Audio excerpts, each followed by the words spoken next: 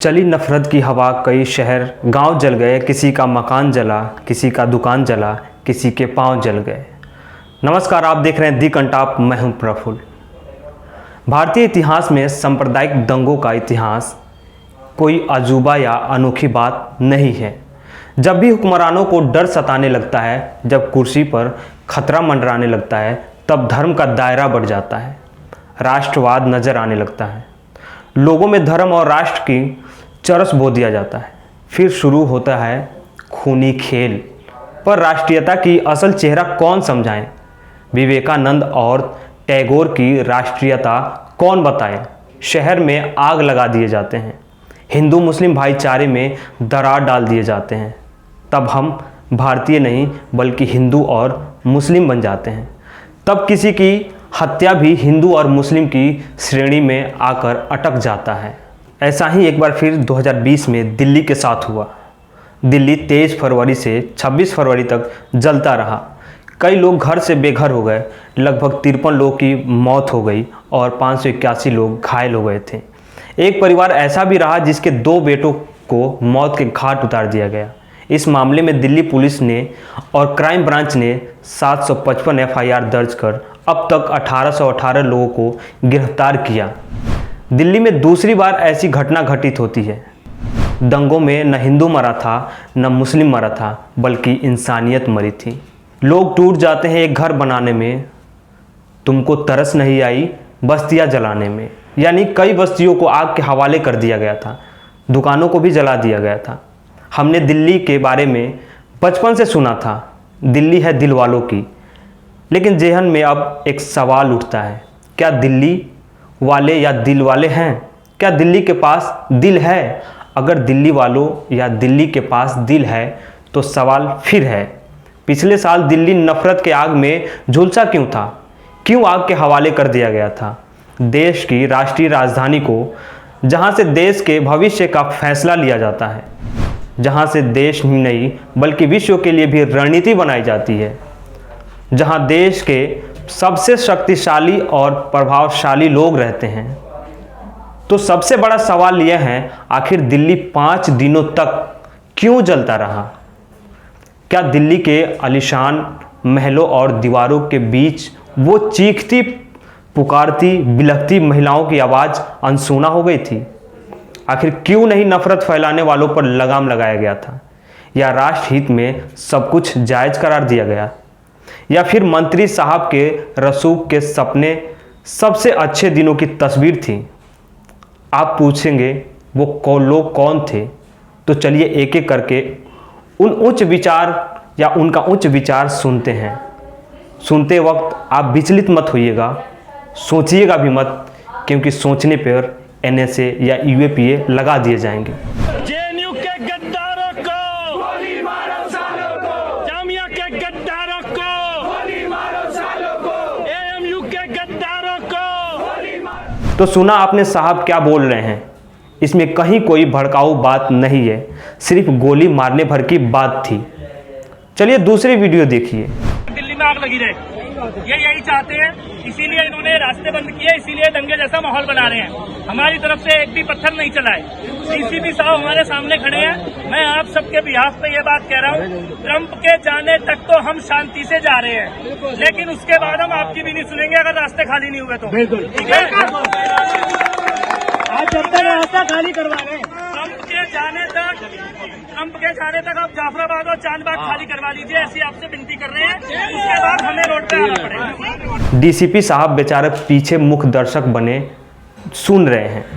चलिए तीसरे महानुभाव की बात सुनते हैं, जो देश के सबसे बड़े राष्ट्रवादी पार्टी के मंत्री हैं। गद्दारों को गोली मारो, देश के गद्दारों को पीछे तक आवाज आनी चाहिए, गिरिराज जी को सुनाई दे। देश के गद्दारों को, देश के गद्दारों को, देश के गद्दारों को। आइए तीसरे उच्च विचार के प्राणी की बात सुनते हैं। हर हर महादेव, हर हर महादेव, हर हर महादेव। तुम्हें तुम्हारी राम की कसम सनातनियों, हर हर महादेव। आज घर में घुसा दो, हर हर महादेव, डंडा बजाओ, हर हर महादेव। ये धरती मांग रही बलिदान, अयोध्या करती है आह्वान, जिस तरह उस तरह ये दिल्ली करती है आह्वान। ये धरती मांग रही बलिदान। अगर धर्म के लिए हिंसा भी करना पड़ा देश के लिए तो हम पीछे नहीं हटे। लठ बजाओ हम तुम्हारे साथ हैं, मोटे मोटे लठ बजाओ हम तुम्हारे साथ हैं, मार मार के गांव सुझाओ हम तुम्हारे साथ हैं, जरूरत पड़ी तो हमें बुलाओ हम तुम्हारे साथ हैं। धर्म और इतिहास गवाह है जो हमने जब असत्य पर सत्य की लड़ाई के लिए ठाना था तो भूमि लाल कर दिया था। भारत के सनातनियों, धर्म युद्ध में आगे आइए, डरने की जरूरत नहीं। आइए हम अब आपको उन दंगाइयों की भाषण सुनाते हैं।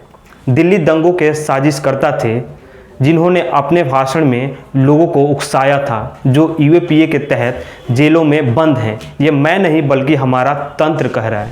हमारा इतिहास देश के लिए कुर्बानी देने का इतिहास है।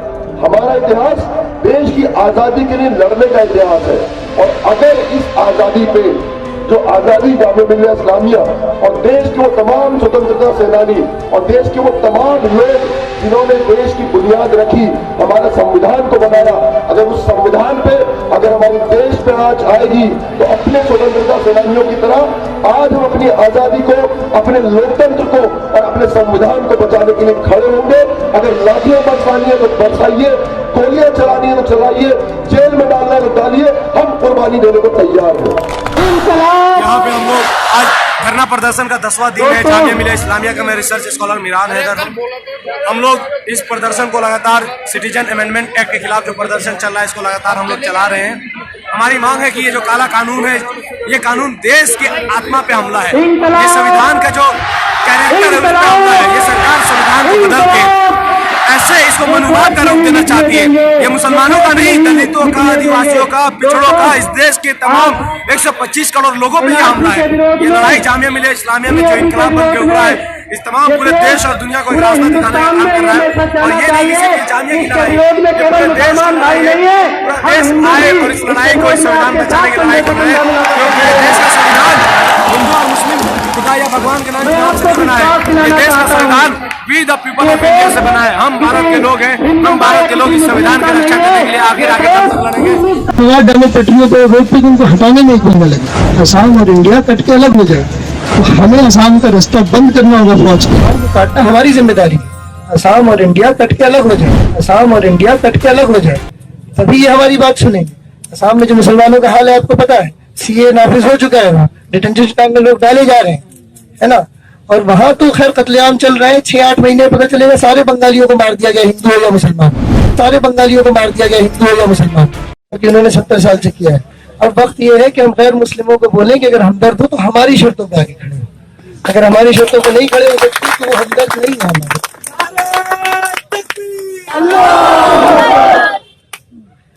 तो एक तो चीज ये है। दूसरी, मैंने बिहार में देखा, अच्छा बिहार का एग्जाम्पल दूंगा। बिहार में बहुत सारी रैलियां हो चुकी है, हर रोज एक दो बड़ी रैली होती है। अब वो कन्हैया वाली रैली देख लीजिए, 5 लाख लोग थे उसमें रैलियां में। अब उसका मसला बस इतना सा है, ये मैं पहले भी शायद अर्ज कर चुका हूँ, 5 लाख लोग हमारे पास हो ऑर्गेनाइज्ड तो हम हिंदुस्तान और नॉर्थ ईस्ट को परमानेंटली कट कर सकते हैं।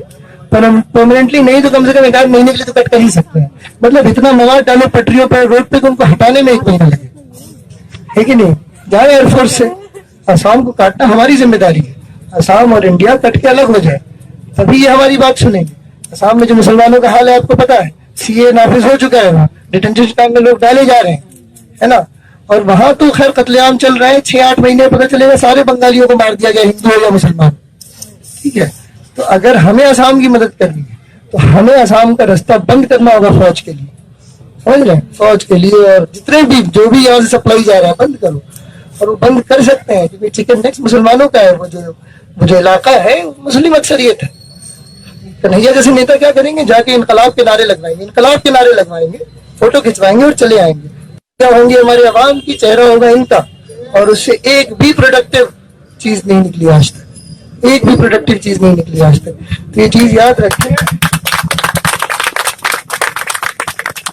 ये चीज याद रखें कि अगर अवाम गुस्से में है तो उस गुस्से का प्रोडक्टिव यूज करना वो जिम्मेदारी है सियासतदान की, स्कॉलर की, सहाफी की, जो भी है, कि हम इसको प्रोडक्टिवली यूज कर पाए रादर देन वेस्ट करना फोटो सेशंस में। ठीक है। अच्छा, एक और चीज समझ में आई कि अभी तक जो सेंसिटाइजेशन का भी मामला है वो हमारे कंट्रोल में नहीं है, वो उन्हीं कंट्रोल में है जो इंडियन नेशन की पूजा करते हैं, चाहे वो लेफ्ट हो चाहे कांग्रेस हो, सारे वो उन्हीं के कंट्रोल में। तो हमारे कंट्रोल में यूं आएगा कि हम लोग मुस्लिम स्कॉलर्स का ग्रुप बनाए और ऐसा ग्रुप बनाए जिसमें आपस में इस बात पे बहस ना हो, असम और इंडिया कट के अलग हो जाए, असम और इंडिया कट के अलग हो जाए। सारे बंगालियों को मार दिया गया, हिंदू हो या मुसलमान, सारे बंगालियों को मार दिया गया, हिंदू हो या मुसलमान। ठीक है। तो अगर हमें असम की मदद करनी है तो हमें असम का रास्ता बंद करना होगा फौज के लिए। अब दोनों तरफ के भाषणों को सुनने के बाद आप खुद तय कीजिए कि भड़काऊ भाषण किसने दिया था। दिल्ली दंगों का असली गुनहगार कौन है? क्या वो जो अपने अधिकारों के लिए सरकार से लड़ रहे थे, या वो जो सरकार से लड़ाई को हिंदू बनाम मुस्लिम में तब्दील कर दिए? 2019 के आखिरी से दिल्ली में सीएए और एनआरसी को लेकर आंदोलन चल रहे थे। एक पक्ष इसका विरोध कर रहा था, एक पक्ष इसके समर्थन में। 2014 से किसी भी आंदोलन को गलत साबित करने के लिए सरकार के समर्थन में आंदोलन करने की होड़ मच गई, यानी एक परंपरा उमड़ पड़ी। आप सरकारी नीतियों का विरोध करें और आपका विरोध न हो, ऐसा हो ही नहीं सकता। सरकार का विरोध करना यानी राष्ट्र का विरोध करना तय हो गया। सरकार से सवाल पूछना गुनाह हो गया। हाल में किसानों के साथ ही वही हो रहा है, यानी आप अगर सरकारी नीतियों के खिलाफ हैं तो राष्ट्र के खिलाफ हैं। पैरोकार नहीं किसी के, ना ही चाटुकार हैं हम, सरकार के भक्त नहीं, चमचे विपक्ष के भी नहीं, माँ कसम समझे कि दे खींच के कंटाप। देखते रहिए हमारे चैनल को, लाइक कीजिए, शेयर कीजिए, सब्सक्राइब कीजिए